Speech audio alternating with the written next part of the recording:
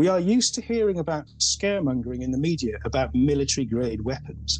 The Javelin anti-tank system is a military-grade weapon. It doesn't just lock onto tanks. It will lock onto a motorcycle or a bus, anything made out of metal. It can be operated by anyone who can operate a PlayStation. When we reflect upon, shall we say, medicine, or the law, or the police, or even the army, what I would suggest you do is try and remind yourself that this is not the 1990s anymore. The World Economic Forum concluded their annual meeting at Davos last week, and as promised, I brought back LifeSite's contributor Frank Wright, who gave us such an amazing primer on the forum last week. But let's have a little peek inside this gathering of world elites stomping for population control, biometric surveillance, and basically a type of world domination that the tyrants of yesterday couldn't even have dreamed of. Did you know that the Vatican, under Pope Francis, has had a close, although little-known relationship with the World Economic Forum? Pope Francis has signaled his intimacy with the World Economic Forum's globalist founder, Klaus Schwab, by sending an address to the World Economic Forum 4 times. And he's also allowed an annual Vatican Roundtable at the Davos World Economic Forum conference site. Good bishops, though, have been on the other side. Bishop Joseph Strickland of Tyler, Texas, called out the World Economic Forum for its godless agenda and for its failure to respect man's God-given rights. He said in a recent tweet, and I quote, "Who elected the World Economic Forum? Their agenda is godless and does not respect our God-given rights as human beings. Elected officials who bow to them are betraying the very people who elected them. We need to return to natural law, which guides us in truth," end quote. So the World Economic Forum has been pushing for a new world order, and listening to the people that are influential with them gives us a fairly good idea of what their new world order would look like. Yuval Noah Harari, for instance, the top advisor to the World Economic Forum, declared that humans are now hackable, and we must get used to it. Have a listen. Now, in the past, many tyrants and governments wanted to do it, but nobody understood biology well enough, and nobody had enough computing power and data to hack millions of people. Neither the Gestapo nor the KGB could do it. But soon, at least some corporations and governments will be able to systematically hack all the people. We humans should get used to the idea that we are no longer mysterious souls. We are now hackable animals. In the coming decades, AI and biotechnology will give us godlike abilities to re-engineer life and even to create completely new life forms. Harari in the past has declared that the whole world does not need the vast majority of its current population, especially in light of technological advancements. But he isn't the only one pushing for a global depopulation. Here, listen to Jane Goodall, casually pushing this same agenda at the World Economic Forum. We cannot hide away from human population growth because, it underlies so many of the other problems. All these things we talk about wouldn't be a problem if there was the size of population that there was 500 years ago.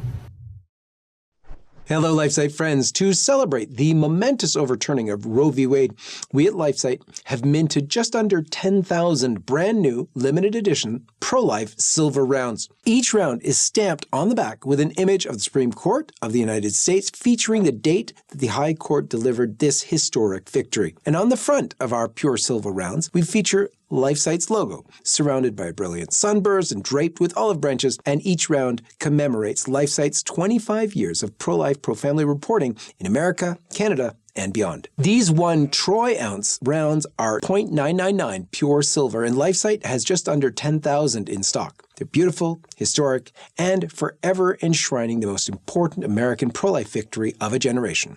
This first edition LifeSite silver round is the perfect gift for yourself or anyone you love that collects precious metals and is passionately pro-life. And each purchase helps directly fund LifeSite's pro-life and pro-family mission. This is the first precious metals collectible of its kind that is directly supporting LifeSite's worldwide mission that you know, love, and trust. And now it can be yours while limited supplies last. Get your 1 troy ounce rounds of 99% pure silver today by clicking the first link below and celebrate life with all of us at LifeSite News. So last week, Frank Wright told us about the prostitutes flocking to Davos, Switzerland, and its surrounding areas, driven by the sex demand that the World Economic Forum goes along with it. So many of the world's most powerful men are there, and I guess that's what is wanted. Well, it should be of no surprise that despite all of the woke feminist dialogue, the World Economic Forum and those that flock to it care little about women and their actual dignity. The World Economic Forum was founded in 1971 in Geneva, and we at LifeSite have reported extensively about it. As Frank wrote in his article on LifeSite, and I quote, "For a forum nominally devoted to the World Economic Forum, it has provided little insight this year into solutions to a mounting economic crisis in Europe. It has furnished us with its own vision of a post-human future, which is happily experiencing technical difficulties due to the hyper-polarized, hyper-partisan time in which we now live. The forum appears to be largely a platform for politicians and other state-level performers to showcase themselves. We heard India's Minister for Women and Child Development, Smriti Irani, proudly proclaim its promotion of abortion on Tuesday last week during a panel discussion titled Gender Parity for Economic Recovery. Have a listen. He is the first Prime Minister in India who passed in both houses of parliament medical termination of pregnancy at 24 weeks for women without a whimper or a noise from any other man in Indian politics. Naturally, the panelists never talked about women being happy or fulfilled. Rather, the focus was solely on women entering the workforce and increasing the number of women in management positions. We have to use more women in the labor market, economist Ilan Goldfein said.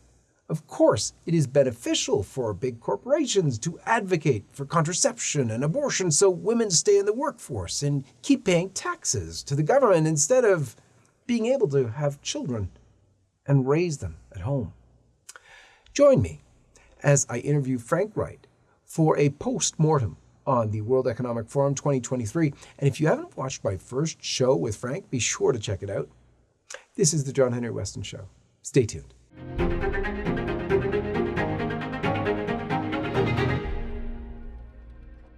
Frank Wright, thanks for coming back on the program. Hello again, John. It's a pleasure to speak to you again. Thank you for having me on the show. Let's begin as we always do with the sign of the cross. In the name of the Father, and of the Son, and of the Holy Ghost. Amen. Tell us your perspective now that World Economic Forum has come to a close. What's your takeaway? The first thing to say about the World Economic Forum is that it is happily diminishing in its influence. This is indicated by the fact that very few of the world's foremost leaders actually attended it this year. There may be a reason for that is connected to the second reason, the second serious issue about the World Economic Forum. For a forum that's devoted nominally to economics, to world economics, there's very little mention of any economic news whatsoever. I mean, this is noteworthy in itself. The fact that the World Economic Forum does not talk about the worst economic crisis facing Europe since World War II is a startling omission that can only be a deliberate act. It's difficult to understand how otherwise an economic forum would ignore the global realignment in economic supply chains that has been a consequence of the West's intervention in the war in Ukraine, which has seen countries like Saudi Arabia, in a formerly unthinkable move, peel away from the influence of the West and forge new partnerships with the Russians and the Chinese. This is also happening to Qatar, who has enormous gas resources. The strategic implications of this, having an economic dimension, you would imagine would be at the top of the agenda in a World Economic Forum. There are further problems that have taken place in Europe as a result of the war, as a result of the policies of the kind of people who did not attend Davos. such as the mysterious destruction of the Nord Stream 2 pipelines. These pipelines were constructed by two consecutive German chancellors, which was Gerhard Schröder and Angela Merkel. Schröder maintains a position on the board of the Nord Stream company to this day. They cooperated with the Russians to build these pipelines in order to service 40% of German gas needs, to provide a predictable and sustainable and cheap source of energy to maintain the industrial base that pays effectively for the rest of Europe. There is no longer going to be an industrial base in Germany, say major heads of German industry. They announced as early as last year, September was the main announcement that they made when BASF said that it was relocating much of its manufacturing to China. It was doing so because it could not guarantee energy security and stability. It couldn't pay the price of the variable spot market LNG on which Europe is said to rely in the future. And this has replaced pipeline gas from Russia, which was purchased upon 10 to 15-year contracts at a predictable rate. Industry simply cannot function on a spot price supply of gas. You would imagine that such an issue as this, again, would be economic news to a World Economic Forum. But the deindustrialization of the major manufacturing base, the heartland of the European economy, simply isn't news. What also isn't news is the fact that there is a second pipeline complex which takes gas from Russia through the Black Sea and into Turkey. This is called Turk Stream, and it's existed for several years now in an operational capacity, but is currently undergoing major redevelopment in order to supply Central Europe and the Balkans with a reliable gas supply. There has been, according to Russian and Turkish sources, at least one attempt to sabotage this pipeline as well, which was thwarted. However, it does remain a strategically important development, because now that Germany can no longer rely upon its own gas supplies, this places much geostrategic influence in the hands of the Turks. This too should be economic news for a forum based in Europe, but it is not. This issue touches upon the retreat of US power, the grand diminution of US influence in the Middle East writ large. Not only have they lost the Saudis, which again would have been unthinkable even several years ago, to speak of that relationship being fractured to the point where they wouldn't pick up the phone to the President of the United States would have been deemed absurd. And yet that's just what happened. The Saudis in the past have routinely observed American requests to time their changes in oil supply, which affect the world market in oil and therefore the productivity and profitability of world industry. They have always agreed to time these changes to the whims of the US election cycle, depending upon the incumbent, and this time they did not. And they ignored US requests, and they went ahead with an independent policy, which is now guided by supplying a bloc that is backed by Russia and China, known as BRICS, which is composed, it's an acronym, composed of Brazil, Russia, India, China, and South Africa, to which you can add Indonesia and Saudi Arabia itself now. Now, one of the reasons why Turkey has become more strategically important is because, again, from an issue that does not touch upon an economic forum, it holds the key to Syrian migration movements. Millions of Syrians could be flooded into Europe on the whim of Erdogan, the president of Turkey. He knows this and uses it as leverage. NATO needs his votes to allow for the accession of Sweden and for Finland, an issue which is not without tensions itself. However, in a remarkable development of the last 6 weeks, the Turks have made moves towards a rapprochement with the Syrian government. The Turks initially attacked Syria when the civil war began, believing, as Erdogan was given assurances, he claims, by Obama that the Americans would intervene and support his campaign, which he instigated by supporting the rebels in Syria.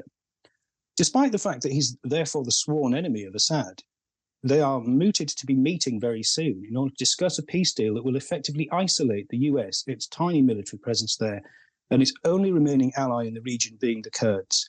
And the diplomatic chatter is that the Turks and the Syrians are willing to come together to see the Kurds as a common enemy. That's to say that the United States' only remaining ally in the region is going to be seen as the common enemy between Syria and a nominal NATO member in Turkey. This peace agreement is, of course, being backed by the Russians. This is a major diplomatic change, one that does have impact on geostrategic and geoeconomic issues. And again, it's one that gets no mention in a forum nominally devoted to how the world is best managed for prosperity. The signs are of increasing instability, and the World Economic Forum itself cited these signs of global polarization and instability as one reason why it cannot more rapidly move its own agenda forward. This should be encouraging news to anyone who identifies as a member of the reality-based community. So a tremendous relief for us all, I would say, that Klaus Schwab's project appears to have somewhat hit the buffers of late. The fact that it is diminished is demonstrated by the absence of major world leaders such as the Russians, the Chinese, the Americans, the British. Many world leaders, more world leaders stayed away than attended. The ones that did, as Klaus likes to call them, his favoured stakeholders. The favoured stakeholders that did appear were largely people who wished to garner attention for themselves or to showcase themselves in order perhaps to shore up their own credibility or to advance their own pet projects. Any situation in which you find yourself relying on a presence, an appearance made by Tony Blair must be a desperate one. Tony Blair did appear to speak in favour of the creation of what would effectively be a global surveillance state that removes your right to refuse medical treatment and incarceration, which is to be taken under the forthcoming World Health Organization conference in May. Tony Blair, of course, is fully in favour of this. But what Tony Blair overlooks in his messianic zeal to promote his own imaginings is that Tony Blair isn't a good advertisement. He's not a good advertisement for the World Health Organization. He's not a good advertisement for the World Economic Forum. And if you look at him, he's not even a good advertisement for himself. So any organization that resorts to putting him on screen is a desperate one. Secondly, Tony Blair is not the only desperate managerialist who is looking for more credibility by showcasing themselves on the World Economic Forum. The European Commission President, Ursula von der Leyen, who is currently presiding over, as I said before, the worst economic crisis in Europe since the end of World War II, was careful to appear in photo opportunities with President Zelensky of Ukraine's wife.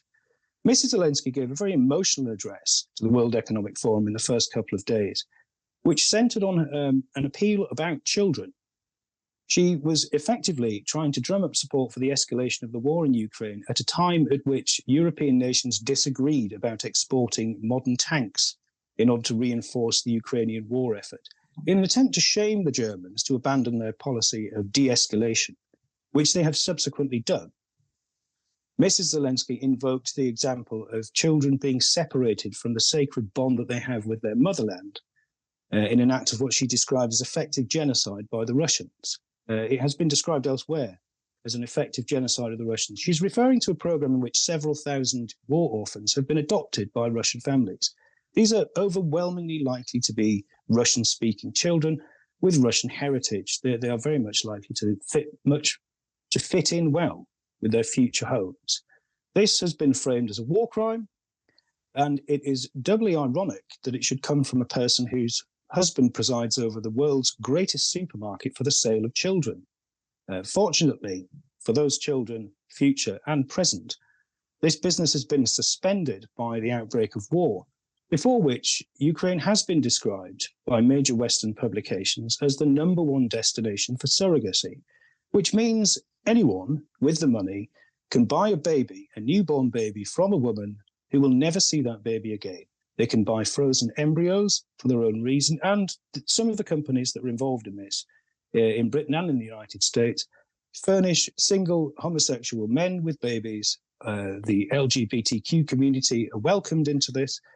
They will sell babies to people from every background and be proud of it. In fact, one such agency is promoted by Britain's most famous gay dad, as he styles himself.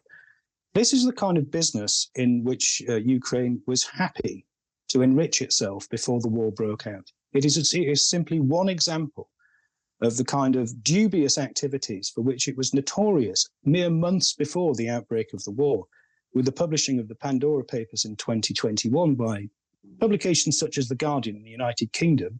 Ukraine was noted to be the destination for the ill-gotten funds of up to 230 former world leaders and members and heads of state.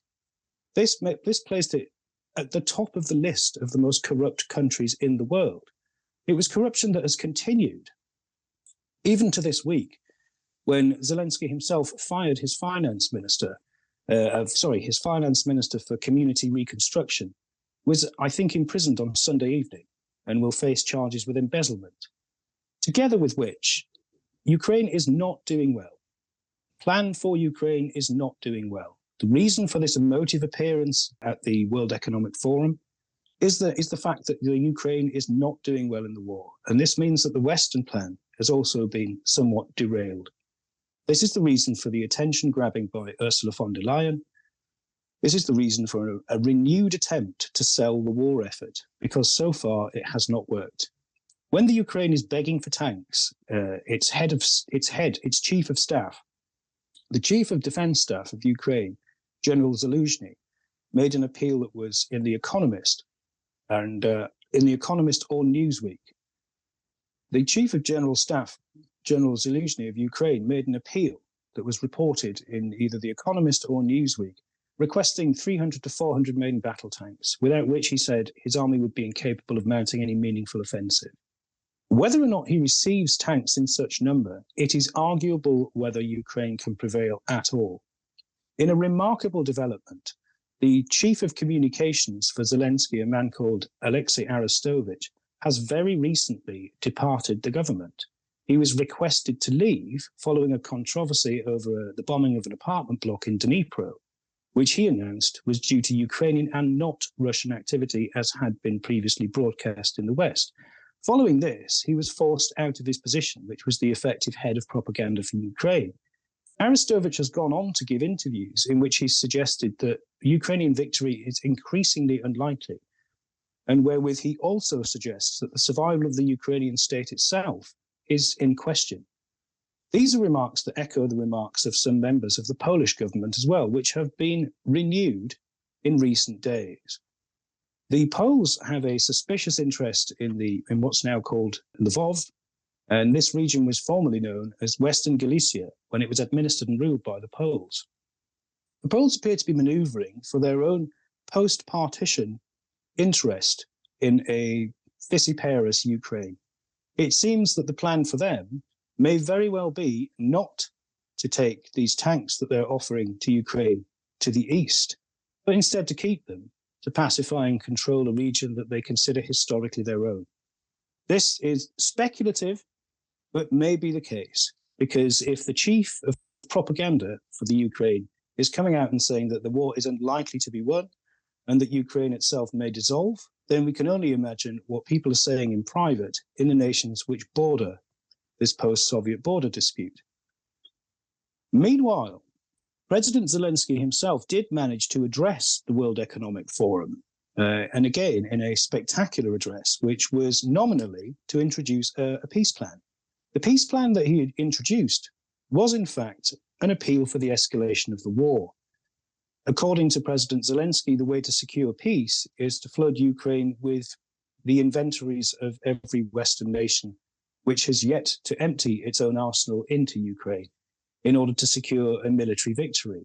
It is unlikely that such a victory would take place even were these nations to do this, for technical reasons which may be obvious to anyone who's ever had to fix a car in the countryside. Some of these tanks weigh dozens of tons. They all have differing armaments. They have differing electronic systems which power them. They need different supply chains in order to maintain them in the battlefield. They are difficult to keep operational. People may remember the idea of the ratio of tooth to tail in an army. Now, the ratio of tooth to tail with armor would be at least 5-1. So for every tank and every crew that you have, you can multiply that by 5 for the supply chain that has to go back for parts and for maintenance and for logistics. To build a supply chain for a company of tanks is a difficult exercise. To build a supply chain for 14 tanks, like Britain is sending 14 Challenger 2s, be almost impossible to achieve. It's notable as well that in today's offer of Abrams tanks, over which the Germans hesitated to give their approval to the sending of Leopard 2 tanks from neighbouring European states to which they've sold them, that the United States is not promising tanks that exist now, but it's promising to manufacture them. This may take 2 years. It may not ever happen. It is a paper promise, which has no guarantee of ever materializing, and it is a means of leveraging the Germans into giving their assent to the export of modern tanks, which they had resisted until today, because they wished not to escalate hostilities with their Russian neighbours, upon whom they've relied for many years to supply their economy with cheap and reliable energy. I think the Germans rightly feared that, but I think they've been pressured into saying yes. One of the issues that the World Economic Forum has failed to touch upon is its own decline in influence. Its own decline of influence is undermined. The fact that the World Economic Forum has been undermined by the actions of its own stakeholders is perhaps an embarrassment to this organization. In a remarkable document named The Outlook for BlackRock, a recent publication noted BlackRock's own hand in economic policies which are accelerating the instability of Western economies and societies. This is a remarkable admission from the world's most powerful investment firm, which owns trillions in assets and who was helpfully exculpated by a recent fact-finding and debunking mission by the British news agency Reuters. Reuters was faced with the claim that BlackRock owned many single-occupancy US family homes and refuted this claim. They said that BlackRock does not, in fact, own these homes and isn't the major landowner. Further investigation reveals that BlackRock is, in fact, a subsidiary of an earlier company called Blackstone. The difference between a stone and a rock appears to be a technicality upon which Reuters champions itself as the brave and bold investigators of the Fourth Estate. Blackstone is, in fact, America's landlord, as it's described in places like the Wall Street Journal, owning more real estate globally, as they say, than any other firm on earth. The question of it being a subsidiary is surely a technicality. BlackRock, therefore, have vast influence in the world. How have they been using this influence? They've been using this influence, by their own admission, in a destabilizing manner, by forcing companies, massive companies, to advance a net zero agenda, which they know will make them unstable and incapable of maintaining their own industrial base. This will also deprive them of the cheap and reliable energy sources that they need to predict 5 to 10 years of operations, causing what might be called a further exodus to China. BlackRock itself has decided to enter the Chinese market, and a person no less than George Soros has denounced this as a danger to national security in the United States. When George Soros is calling your organization a danger to the nation, it may be time to sit up and listen. Nonetheless, BlackRock is apparently going ahead with attempts to integrate its own business model with that of the Chinese. BlackRock has also promoted policies which lead to social dissolution. They are aggressive champions of the idea of equity in corporations, meaning that for those companies in which they hold an influence, or over whom they hold an influence, they routinely and inexorably promote a policy wherewith people are given power, influence, internships, and advancement for reasons other than competence. In fact, for almost any other reason than competence. The issue with the equity-based selection system that permeates most of our public administration and large-scale institutions, whether private or public, is that it deliberately selects against talent for superficial qualities such as lifestyle and appearance. This is a recipe for destabilization, which BlackRock admits in its own documentation.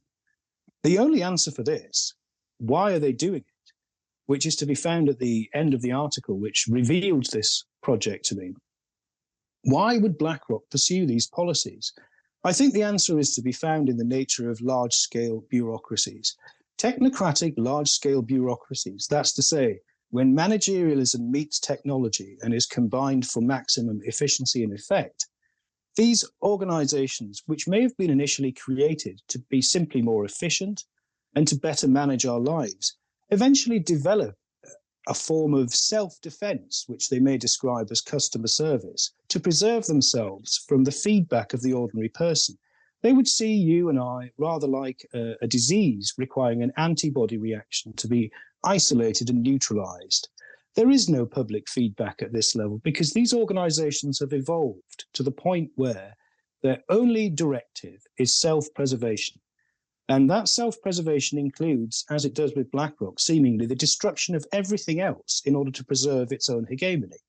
This is the spirit, if you like, of modern technocratic bureaucracies the world over, whether it's the people that hand out your driving license, the people that manage your army or your healthcare, the people that look after your pension funds, or the people that take over nations' agricultural land and real estate development, such as BlackRock, the people that have heavily usurized debt leverage systems to impoverish entire nations, such as BlackRock, are also advancing policies that don't just destroy your economy and remove your ability to own your own property or to pursue your own way of life, but they also actively promote policies that are designed to degrade the quality of the very institutions that should be there to stop them doing this in the first place. This is the kind of insidious, large-scale project of which the World Economic Forum has itself been accused in the past. BlackRock has admitted to this, and of course, it is a major partner or preferred stakeholder in the World Economic Forum. President Zelensky went on to congratulate BlackRock, along with JP Morgan, in an address that he gave following the World Economic Forum by video to a business delegation in Boca Raton. He said that it was a wonderful opportunity that was presented by Ukraine to the defense industry to make money in his own country, to offer them the opportunity of rebuilding Ukraine, not only in defense spending, he said, but also in every other area of business, from communications to health to public administration. This is very much an extension of the ideas brought forward by Arseniy Yatsenyuk, who in the first post-coup government was appointed by Victoria Nuland in a now notorious telephone call to the then ambassador Pyatt, the American ambassador Pyatt. Yatsenyuk was named by Victoria Nuland in that call as the preferred prime minister of the future government, and lo and behold, he became that the following month. What did he do that made him so noteworthy? What he did then was he implemented a series of stringent, punishing neoliberal economic reforms, which effectively asset strip any nation and hand the capital of that nation and the livelihoods of that nation through diminished living standards and wage expectations to large-scale corporations. This is the reason, partly the reason, why the coup was instituted in the first place, because the then president had arranged initially a loan on neoliberal terms with European investors, backed by the European Union. Consequent to this, he was then offered a better deal by the Russians. The Russians offered to overmatch the money, but to charge him no interest for it, and to not attach any neoliberal reforms to the conditions of this loan. Several months after this deal, he was ousted in what was televised to the world as an outpouring of democratic fervour. Victoria Nuland was seen in the centre of Kiev handing out cookies at the time, as we may remember. The United States, of course, has form in this area as early as 2003, when we still had a functioning media. Publications such as The Guardian openly admitted that the United States was behind the colour revolution in Ukraine at the time. That was called the Orange Revolution. It also detailed that the Rose Revolution in Georgia was similarly the product of CIA action, as well as that of NGOs backed by the United States. And, of course, some of the favoured stakeholders of the World Economic Forum feature in that list. The issue of the self-determination of the people of Ukraine has never really been the case for war. The case for war in Ukraine is adumbrated by the poison of hatred. I am not a supporter of the Russian government, and if you wish to understand why, there's a very good Substack written by a Russian called Edward Slavsquat, which is a curious name, which takes on the trope of squatting Slavs, or Russians who like to squat in the street and sit down in this particularly distinctive manner.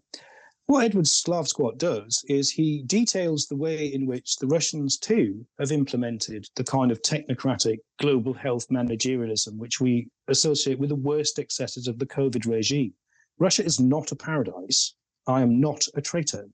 I love my country, and in order to preserve it from the plunder of a death cult, which has destroyed many nations around the world and replaced their order with chaos, which has mobilized by the exploitation of the noblest motives towards the basest ends, millions of people around the world in support of these disastrous neoconservative adventures I wish to preserve my own nation and yours from further exploitation by these cynical top-level managerialists who have unfortunately directed what has become a neoconservative war faction in the West.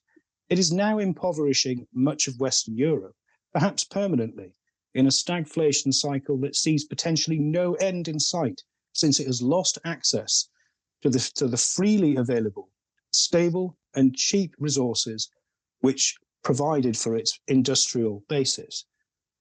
BlackRock's document gives the lie to the idea that they are innocent of all the foregoing charges when they mention what they call the Great Moderation.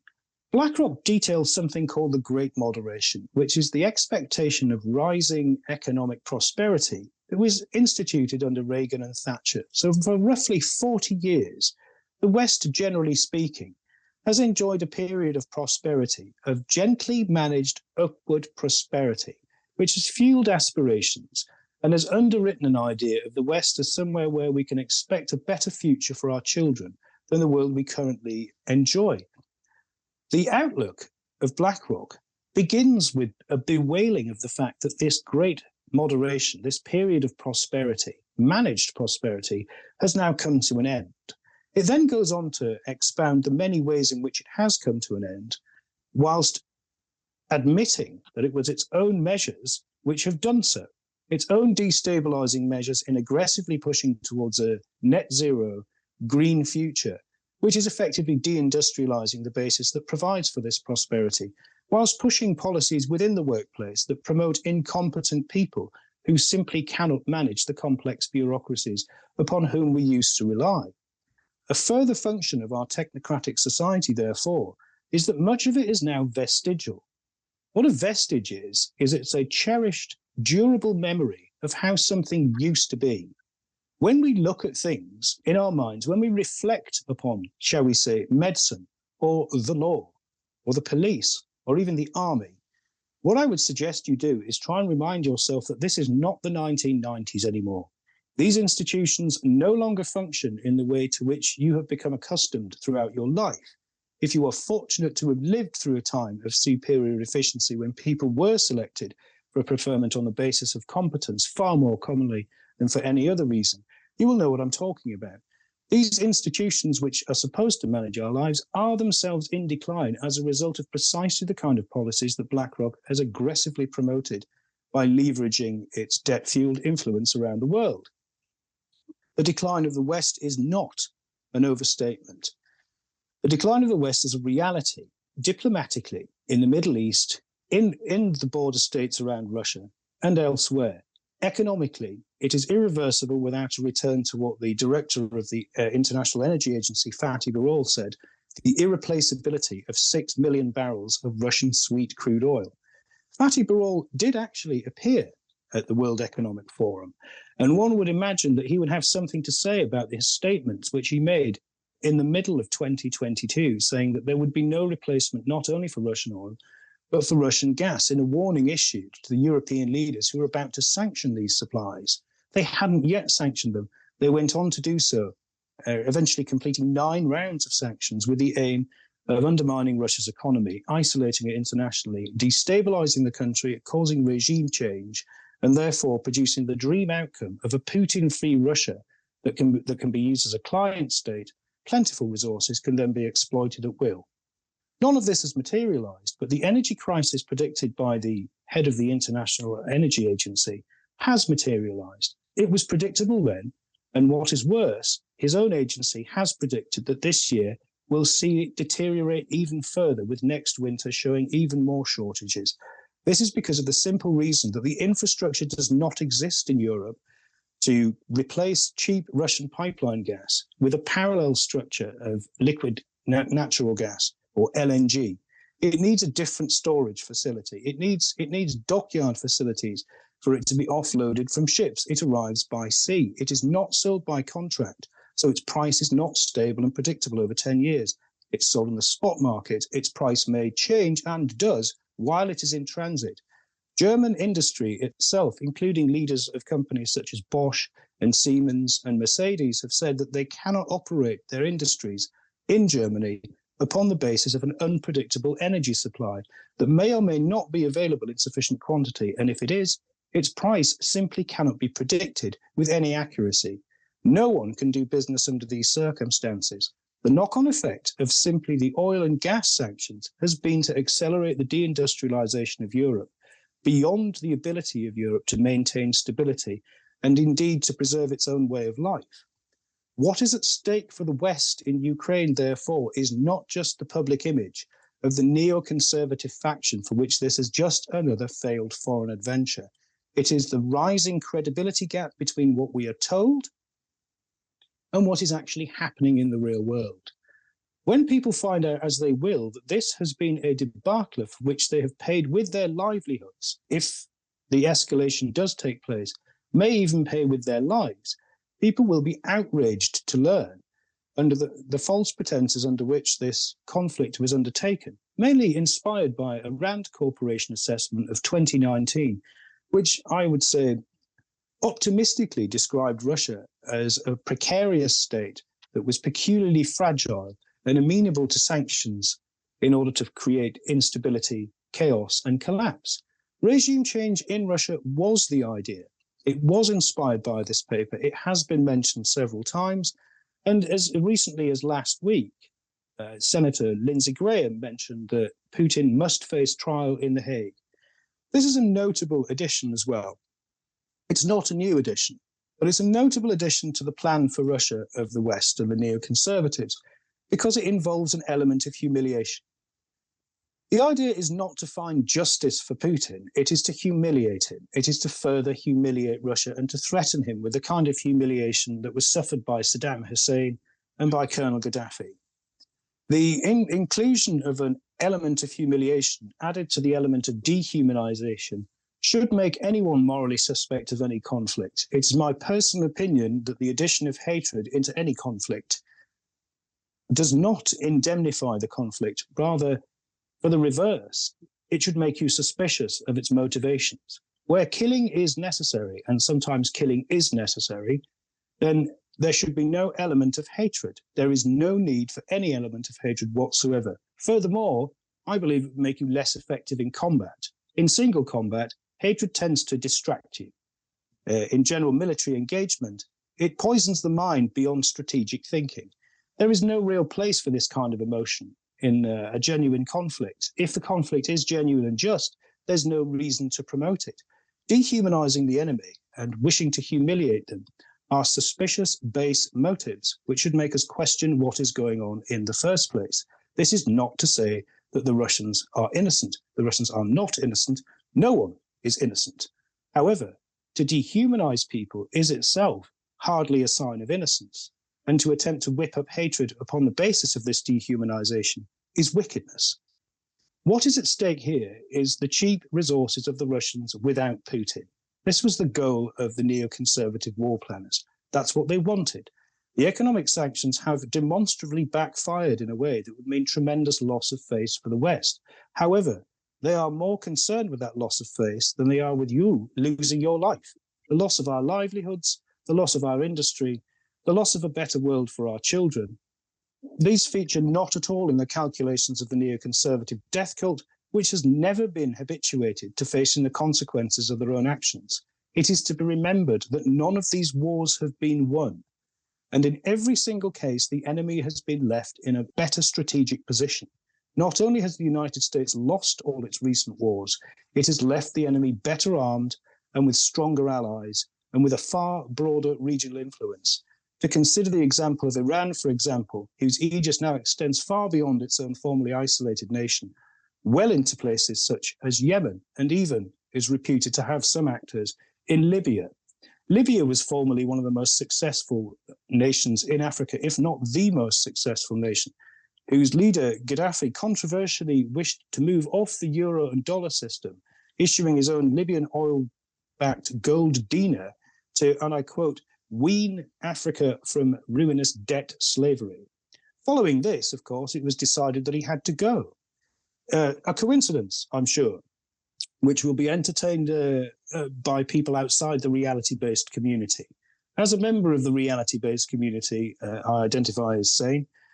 I would argue that Colonel Gaddafi's fate is not only indicative of the motives behind neoconservative adventurism, which are technocratic managerial profiteering, but also they indicate the moral nihilism of the people behind these actions. They don't care the degree to which they cause destruction and death. They do not care about the echoing earthquake actions, the earth-shattering consequences of their destabilization of entire regions. What matters to them is their own factional power and the perpetuation of their own peculiar ideology, which effectively reduces to the idea that war is an instrument of civilization and that countries can be turned into Sweden by being bombed. The difficulty with taking such people seriously should be judged in the World Economic Forum on the basis of their record, but it is not. These wars have been tremendously expensive, not just in human life, but have effectively turned into a bottomless pit for trillions of dollars that will never, ever be seen again. Where the money goes is not explained anywhere in our glorious fourth estate. Once CBS News stepped out of line and broadcast a documentary that detailed the fact that 60% of the armament sent to Ukraine had disappeared, but there was no way of knowing into whose hands they'd been delivered. And an interview with an arms dealer who was tasked with distributing these arms said that this was routine. It wasn't extraordinary, that it was a usual figure of around 30% of arms that ever reached the destination. What the take home there is for the general public is that where these conflicts occur and large-scale arms sales occur as a result, the overwhelming majority of these arms will not be going to the legitimate combatants. They will be going to the black market. It is my belief, unfortunate as it is, that we will see an escalation in the scale and effectiveness of terrorist activity in Europe following its flooding with an enormous number of high-grade military weapons. We are used to hearing about scaremongering in the media about military-grade weapons. The Javelin anti-tank system is a military-grade weapon. It doesn't just lock onto tanks. It will lock onto a motorcycle or a bus, anything made out of metal. It can be operated by anyone who can operate a PlayStation. The Javelin anti-tank missile is just one example of extremely heavy weapons which have been videoed and recorded as being sold to criminals under shady circumstances. This too is unreported. This is not just a black market of enormous value, which should feature at the World Economic Forum, but obviously a force for destabilization, danger, and chaos. Not every crisis that we experience in our society of crisis management is a confection of the technocratic managerialists. One tragedy of our age is that our experience is so saturated in manufactured crisis and panic that it is confusing, if not impossible, to tell the real crisis from the manufactured crisis. There are real crises abroad, ones which deserve our immediate attention. One such crisis is this, of the notoriously inefficient and corrupt sale of arms in Ukraine. Where have these arms gone? Into whose hands have they been delivered? Frankly, if you have the money, you could have bought them. This includes missiles that can shoot down aircraft, such as Stinger missiles, known as manpads, shoulder-launched ordnance that can take down an airliner at low altitude. You can certainly shoot down any helicopter. The idea that this is going to result in a more stable, free, democratic Europe is insane. The people who do these things know this beforehand. This is not an unpredictable outcome. This is a predictable outcome, such as the outcome on European industry. It can only be argued, therefore, that the managers in control of this war faction have factored this in and consider it irrelevant. This is the same kind of indifference to the democratic process and to the wishes and welfare of the general public, as is demonstrated by large-scale corporations such as BlackRock itself. In its assessments, it never mentions the fact that many people across the world will be vehemently opposed to the acceleration of net zero policies. It doesn't mention them because they're powerless and irrelevant. In BlackRock's eyes, they are simply an inconvenience not worth mentioning. That is because the democratic process is careful to exclude people who have genuine political conviction, and so therefore routinely publishes manifestos that pop up like red and blue balloons in an election cycle, only to disappear from sight, like a helium balloon released from a child's hand. Like a firework in the night, they burn bright for a moment, and then they are gone. And when the dawn comes, business as usual takes place once again. Our system of politics is very much like that of a large-scale bureaucratic organization, inasmuch as it selects against principle. It selects against persons of character and ability, and it strongly selects for components rather than character. It selects for parts of a machine. Can you make the machine function well? Will you interrupt the functioning of the machine? When you consider the mediocrities that are put forward as our world leaders today, when you consider the Ardens and the Trudeaus and the Bidens and the Sunaks, and you see that these people are in fact world leaders, it's difficult not to disbelieve in them or to disbelieve in the very reality that puts them before you.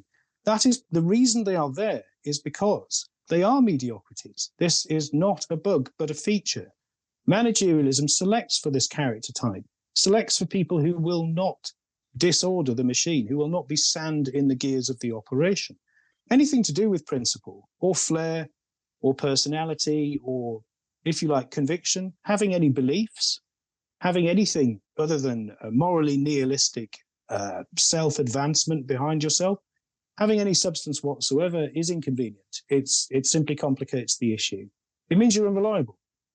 So what we have is a model of faceless efficiency that is actually, as I've written elsewhere, post-human. The future that's presented by these global bureaucracies is one which deletes every meaningful aspect of the human dimension, from God through to settled traditional ways of living, such as the family, to every meaningful social bond. In fact, technocracy, in terms of its ambition, does in fact seek to replace everything with itself. It is progress as degradation.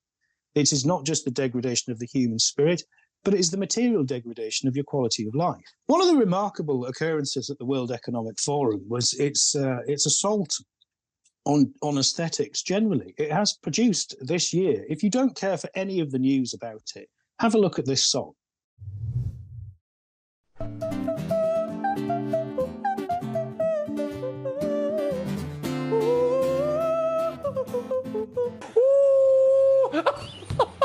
Yeah, those people run the world.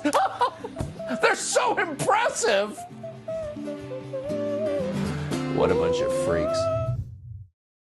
The only consolation about this offense against eye and ear is that the people who attended the World Economic Forum had to listen to it.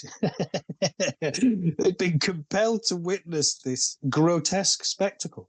But in terms of it being an insight into the kind of people that go there, it kind of speaks to the spirit of Davos. I think nothing more effectively articulates the spirit of Davos than this caterwauling noise. Given that the World Economic Forum appears to be no more than a shop window for formerly influential people to sell themselves as a somewhat shop-soiled product, it's no surprise then that Haunted Tree John Kerry made an appearance to tell us of the kind of person who still attends the World Economic Forum.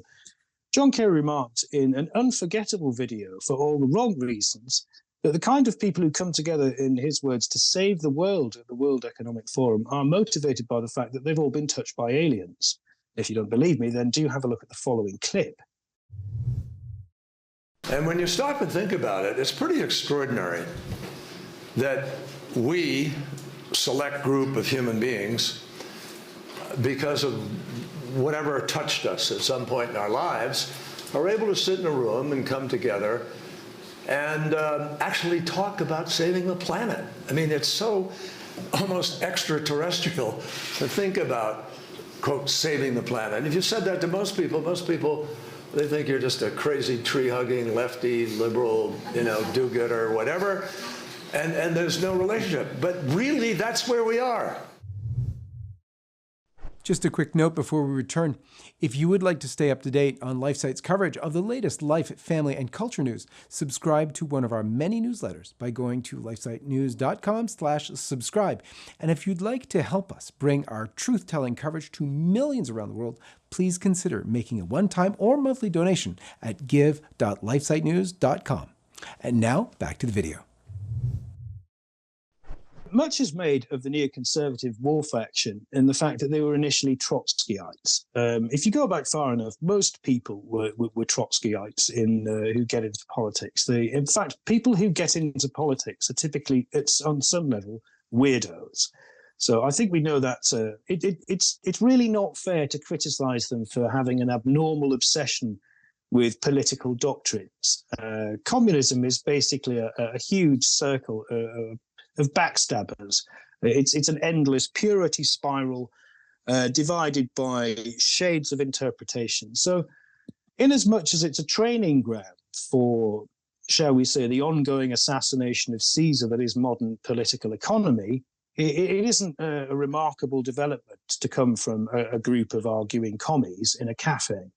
Besides which, several of the original neoconservatives did in fact oppose the Vietnam War and weren't associated with it at all. Of the four initial names, only one of them survives to this day as the author of the neoconservative war faction, and that would be Irving Kristol, William Kristol's dad. William Kristol continues to spread his doctrine of democracy and superior values today, along with people like Robert Kagan, Victoria Nuland, who's his wife, the ever-sane Donald Rumsfeld, who is likely to be kept awake at night by nightmares featuring world peace. And the neoconservative doctrine has been inspired by an idea that the liberal democratic tradition is the apex of history, that you cannot go beyond what Fukuyama called in his book, The End of History, democracy plus VCRs. Unfortunately for Fukuyama, he has been somewhat mischaracterized. He isn't as stupid as that. He isn't as stupid as his critics say he is. I don't think he is a credible Hegelian. I don't think his ideas stand up philosophically. But then again, I don't have much time for that kind of talk either. And it deserves to be mentioned that Irving Kristol himself disavowed his son William's simplified version of his own political thesis. So he should be mentioned somewhat honorably for distancing himself from a rather crude interpretation of what was a somewhat more refined system of ideas about how to go about the business of promoting the values of the West. What this is reduced to in the modern age is the idea of liberal intervention. The neoconservatives themselves have presented this phrasing. Robert Kagan has presented this phrasing himself as an alternative to the term neoconservative. Neoconservative mouthpiece Max Boot, whose omnipresence, if you like, in the media is inexplicable from the point of view of talent, has argued that the neoconservative label is now toxic, and so he preferred to be called a liberal interventionist. Now, what happens when disasters like this take place, that you're held responsible for the awful consequences of your misguided ideas? Simply rebrand them, make them sound nice, and then everyone will go along happily. Liberal intervention was a term favoured by Tony Blair to talk about his military adventures as well in Sierra Leone and in Iraq, because the idea encapsulates very much some of the core principles of the neoconservative movement. We are the people who will decide what is best in the world. We are what is best in the world, and we will do what we want with the world. If we designate you as a terrorist, if we demonize you sufficiently in the eyes of the world, then we can destroy your country and plunder it and ignore your sovereignty and then call it justice. It is a far worse crime than the initial Roman taunt of they make a desert and call it peace. At least the desert is peaceful. What's left in the wake of neoconservative action is anarchy. Libya, which was one of the most successful countries, I would say, in the world, never mind in Africa, is now the kind of place where you can have someone executed for $40. You can buy people for less than this, and you can see people being killed extrajudicially in car parks. It is an horrific place that has been torn apart by the kind of factionalism that Gaddafi simply didn't tolerate.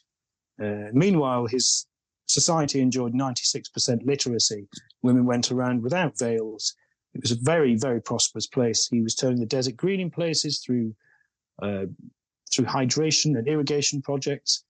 I think that his society was advanced to the degree that it offended the West, because he'd done this without the debt-based development loans, which ensnare so many African countries into an inescapable spiral of usurious indenture. It is curious that so much is made of the grievances over slavery when the economic model of the West is to do just that to the so-called free nations of Africa. This is an outrage, of course, and it also helps to explain why so many countries, so abundant in resources, so desperately poor to this day. What's broadly known as neoliberalism is not neoconservatism. Neoliberalism is a series of economic measures, and neoliberalism, like neoconservatism, is simply a portmanteau term for a system of ideas that would be seen as objectionable by anyone with an ounce of common sense. Neoliberalism presents itself usually as a model of rationalized economic reform. Again, the term rationalized is advised because it sounds like science, and if you disagree with it, it implies that you are irrational. What neoliberalism amounts to is the deregulation of markets, the removal of any kind of protective measures within a society that might provide for you to have a decent standard of living, a decent wage, that might provide for investment funds that guarantee the provision of public services. These deregulations that neoliberalism demands amount to asset stripping. Neoliberalism is a nice way of plundering countries and calling it progress.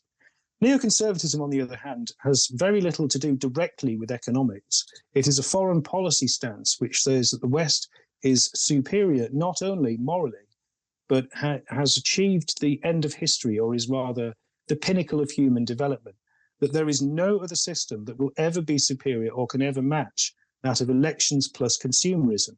That is basically the liberal idea, with a capital L, that underpins the neoconservative self-justification.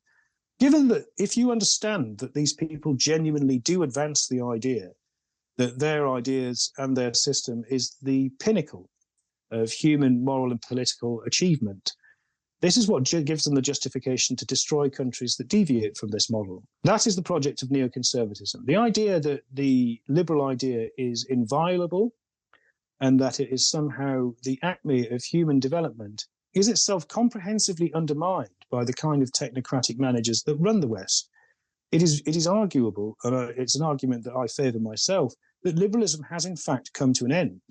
If you would like a technical point of view to undermine the argument for neoconservatism, aside from the smoking ruins made of former nations that they've left in piles of rubble around the world, then look at the end of liberalism for an argument. Patrick Deneen's book from the University of Chicago, Why Liberalism Failed, is an excellent testament to the fact that the liberal era is at an end. One of the reasons it's at an end, it was accelerated by COVID, of course, is that no one speaks of the free world anymore.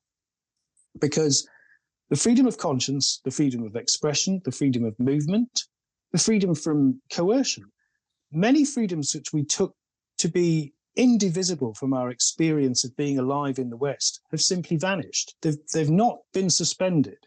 If they can be suspended as they were, they've gone. They're no longer fundamental. This has attracted very little attention in the mainstream media. And this is an issue which strikes at the heart of who we think we are. My contention, therefore, is that our democracies are no longer liberal with a big L. Big L liberalism relies upon the rights of the individual, the freedom from, as it were, intervention from the state and the sphere of the individual, so conscience, opinion, association, movement, belief. Furthermore, the individual rights to property ownership. These individual rights are no longer enshrined in practice in the West. It has lost its moral legitimacy. There was a Jewish thinker in Britain called Sir Isaiah Berlin, who was perhaps the most illustrious defender of the liberal tradition ever to have lived. Almost, I would say, superior in his ability to communicate, at least, than John Stuart Mill, who was the author of On Liberty. What Isaiah Berlin said was that the reason for the moral supremacy of the West was pluralism. Simply put, in the West, as against Soviet communism at the time, you had societies which prided themselves on their ability to tolerate different ideas, their capacity to entertain contradictory notions, yet contained within the same society. This is no longer true of the West. What the West is now is a better marketed technocratic version of the one-dimensional society into which everything is collapsing. If you look very closely at some phenomena such as cancel culture you can see that the real project isn't just the removal of a statue or the Baudelarizing of a book or the destruction of anything that connects people to a history beyond the last TikTok video they saw. Cancel culture aims to cancel all of culture, not just some of it. That's its aim. That's not an accident. It's not a side effect. Everything that's meaningful about the human condition, not just what's contained in culture, but in human scale relations, is inimical to the technocratic model of an efficient managerial society informed by advancement in machinery and in computing. That's what technocratic managerialism is. It's simply the dreams of managers as laid out in Joseph Burnham's 1941 book, The Managerial Revolution, altered by rapid advances in computing power. There was a French thinker, forgive me for mentioning this, because it's always problematic to talk about intellectuals, but Jacques Ellul deserves a mention because he wrote a book called La Technique, or The Technological Society, in which he mentioned some of the dangers of our increasing reliance upon this. Now, again, to speak of another Frenchman, Jean-Paul Sartre once remarked in one of his books that the result of the working class being exposed to increasing levels of intrusive technology was that their very dreams would be dominated by machines. In fact, he wrote a passage in which he spoke about a housemaid, and he said, even when she dreamed of the machine. The point is that the accelerating integration of human identity with technology is not augmenting our human experience. It is altering it. In fact, it's dissolving it into pixels, if you like. People are becoming a function of the technology they use rather than having it serve their own needs. This mirrors exactly what's happened with managerialism, which was invented initially as an instrument of mankind, but which has made mankind its own tool. So the technology that informs managerialism is a technology that is altering the human dimension and collapsing it into one dimension from many. This is the nightmare vision of the technocratic future. And it's one that's represented not just by large-scale bureaucracies such as the failing and happily failing World Economic Forum, but by the people who genuinely do run the world, people who have preferred to remain in the shadows until now, people like BlackRock and people like Vanguard. Now, hopefully, having moved into the light, it is very unlikely, in my view, that they will be able to survive this exposure because they have, like the neoconservatives, like many of the technocrats that rule us, they have rather haughtily dismissed the matter of public opinion as an irrelevance. I don't think it will remain irrelevant for long. People are beginning to understand what these ideas mean when they come together, which shows the enormously hearty example of the Dutch farmers. Last year, they didn't exist as a political force, but as a result of the World Economic Forum-inspired measure to close down thousands of their farms, destroying the world's second greatest exporter of food, and therefore destabilizing the world food market, as well as removing the livelihoods and land by force of much of the Dutch farming sector. Because these people had human-scale relationships that still existed, because they had strong communities that exist outside the digital world, they managed to build very quickly a formidable political and demonstration-fueled opposition movement, which has moved into second or even first place in Dutch politics. In several months' time, there will be an election in Holland, which they're expected to win. They're at least expected to win in a sense that they'll have a controlling interest in the new government. They may even come first. So there is hope for us all. These projects that these people have for us are not unstoppable. And the fact that they do produce instability does not work in their favor. The policies of the World Economic Forum's chief stakeholders probably explain their absence from the World Economic Forum's meeting, because it would be profoundly embarrassing for them to turn up in a meeting that is ostensibly devoted to naming and shaping the future masters of the world. These so-called masters have made a terrible mess of the contemporary world, and it is perhaps for this reason that they're absent from their showcase, because what they have to sell us isn't particularly appealing anymore. To be honest, the message of reality is breaking through the propaganda machine. It is an unwelcome message, but it is one whose unwelcome nature is necessary to the degree in which it's true in order to awaken people to the reality of this crisis, as against the unreality of every other one, which has been used as an instrument to mold you to the will of your would-be masters. It certainly seems like the agenda is to deindustrialize, to basically, it's a false plan. There will be no service economy when you have no funds to keep it going. So that's a fig Newton of someone's imagination. What's the real plan? The problem with Russia, if we ignore the dimension of dehumanization, if we ignore the simple characterization of Putin as Hitler, or Putler, as he's being cleverly known, it is enough, by the way, to be anathemized these days to simply refuse to agree to who is the current Hitler. I'm not saying that there might not be a current Hitler. I'm just saying that I don't think Putin is Hitler, and to say that is bad enough. I mean, there may be a mysterious Hitler lurking somewhere who out-Hitlers him, but I don't think Hitlerizing current hate figures really helps us to explain the diplomatic picture. And the fact that we have to resort to these documentary-based, cheesy documentary-based characterizations of world affairs shows how disturbingly close our interpretation of world events is to some third-rate Netflix series.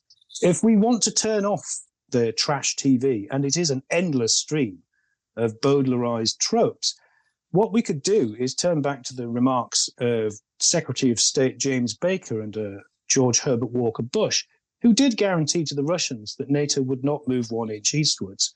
This was formally dismissed as a Russian conspiracy theory, but in recently declassified documents, it's been shown that conversations between French leaders, the French leader, German leaders, the European leaders, Gorbachev and the American government, in fact, private communiques between members of NATO and minutes from diplomatic communiques all demonstrate that at the same time that Baker did make these assurances to the Soviets, he was planning for the future absorption of 10 former Warsaw Pact states into NATO in a march eastwards that would bring them up close against Russia's borders. This is a bizarre situation to find yourself in if you are the Russians. The Russians also received assurances about military bases and military stations in East Germany, which again was instrumental to the agreement of Gorbachev to German reunification. The Soviets wouldn't have agreed to German reunification, to the fall of the Berlin Wall and the peaceful transition of power to the West, had they not received these assurances that were then comprehensively overturned. This is not the only instance of this unfortunate circumstance. It is also to be remembered that the Soviets surrendered power peacefully. There could have been an enormous bloodbath on a massive scale. There could have been a vicious attempt to oppose the relinquishing of power. But there wasn't. This was an extremely controversial move in the Soviet Union at the time, but nonetheless, it was undertaken in good faith, and it was a gesture of goodwill. It's my contention that the Russians at the time did believe that a new order could be founded that was a cooperative and collaborative one with the West, in which the Russians found a new position in the world. Unfortunately, their assurances were never made in good faith. The assurances made under George Herbert Walker Bush were simply not sincere. The Russians found this out much sooner than we did. These communiques have only come out the last year or so, I think. However, they have been debunked in the Western media as mere conspiracy theories. So the theme of the humiliation of the Russians through negotiations that were undertaken in bad faith, the Russians were told lies in short. Where else were they told lies? They were told lies about the expansion of NATO. NATO was making plans to expand eastward. The Russians were told it would never expand an inch eastward. This was then called a conspiracy theory and Russian propaganda, yet the diplomatic communiques and the press records tell a different story. In addition to this, over the current war, which for the Russians began in 2014 following the cessation of parts of the Donbass region by a rebel group establishing itself as Novorossiya, or New Russia. The Russians entered this war in 2015 and ended it. They encircled a large force of the Ukrainian army in the infamous Debaltseve Kotla or Kettle, an encirclement maneuver, which effectively ended the Ukraine's hopes of any meaningful military operations. Following this, an agreement was found at a meeting in, I think, 2015. The first Minsk agreement took place in 2015. The second in 2017, where the first had failed to be implemented. After the failure to implement the second Minsk agreement, another round of negotiations was undertaken, again between Germany, France, Ukraine, and Russia. In a video which is remarkable to see to this day and has only emerged in the last month, President Zelensky can be seen laughing in Putin's face when he reads out a list of non-implemented conditions for the Minsk agreement. Putin's contention is that France and Germany, who acted as guarantors to these agreements, were compelled by having signed them to ensuring Ukraine's compliance with this 10-point peace plan, none of which they observed. That was Putin's grievance with the Minsk agreements, saying that if we could return to them and implement them, we could end the war. This is a repeated overture from the Russians that they made in 2015, 2017, and again in 2019. The last time they did it, Zelensky sat there and laughed in Putin's face. He did this not just because he is a professional entertainer and, a comedian of some repute, but also because he secretly knew that the negotiations were meaningless. In a remarkable admission, former Ukrainian President Poroshenko said last June that the Minsk agreements were undertaken simply to allow Ukraine to rearm. No one takes much notice of Poroshenko these days, so it was with tremendous shock that people received the remarks of Angela Merkel, who said in November that that was true, that the Minsk agreements were simply undertaken for the West to buy time to rearm Ukraine, whose army was devastated. By 2021, they had done so and created perhaps the strongest land army in Europe, with an immensely well-fortified and well-armoured and well-trained organisation that bore no resemblance to the one that the Russians had defeated in 2015. This was the reason for the Minsk agreements. The Russians' contention, therefore, that they have been humiliated and lied to by the pretense at diplomatic procedures in the West is true. The Russians have been left with no recourse. They aren't taken seriously when they come with peace proposals. They're characterised as aggressors when they go in to ostensibly defend their own Russian-speaking population as a result of the profound diplomatic failures of the West that was never interested in peace and that proposed negotiations only as preparations for a far bloodier war on a much greater scale than that already taking place. What are we looking at in terms of timeline here? This is going to play out over 2023.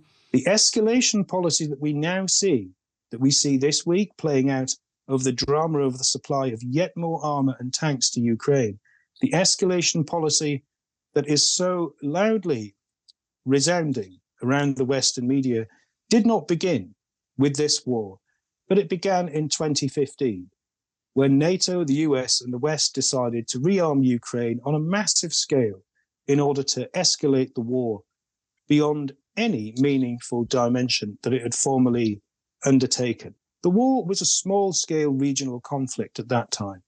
Its dimensions now include the possibility of escalation to a nuclear exchange, which, in my opinion, is the only meaningful way in which NATO can stop the Russian campaign. Even if the Ukrainians do receive 300 or 400 modern tanks, I don't think it will make any meaningful difference. The Ukrainians have reportedly put 18,000 troops on the Belarusian border, wherewith the Russians are reputed to have somewhere in the region of 100,000. Russia is not running out of men. Russia has the industrial supply chains and resources to continue the manufacture and logistical chains necessary for large-scale warfare. It is arguable that we do not in the West. Tony Blair himself, notable peacenik and anti-war campaigner Tony Blair, last November remarked that the West, for the first time in modern history, no longer possesses the resources or the industrial base to sustain itself. It's my contention that the West does not have the industrial base to sustain a large-scale campaign of warfare.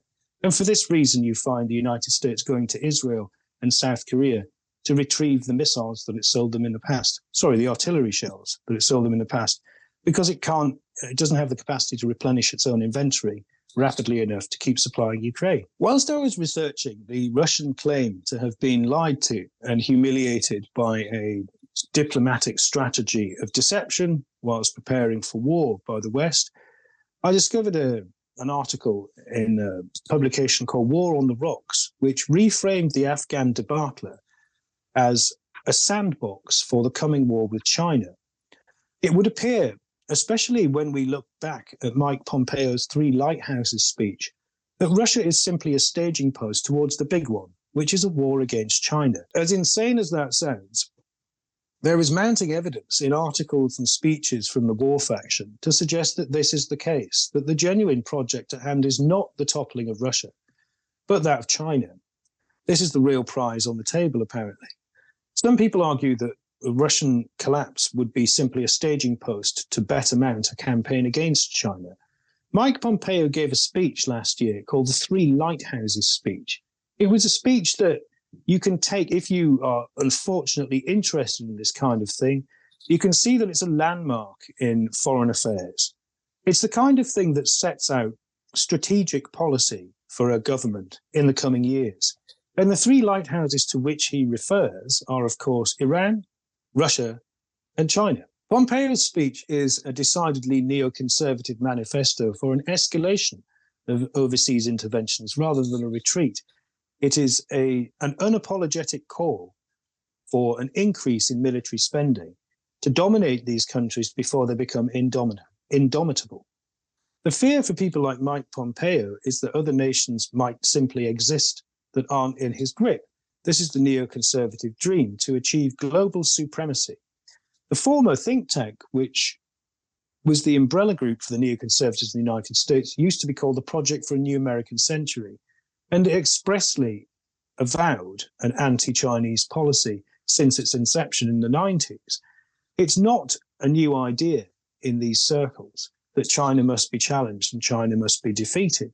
And I think it's for this reason that we see a renewed round of anti-Chinese articles in the press. Again, China isn't a paradise, and I'm glad I don't live there, but I've known people who have. It isn't, by the same token, a uniform hellhole either.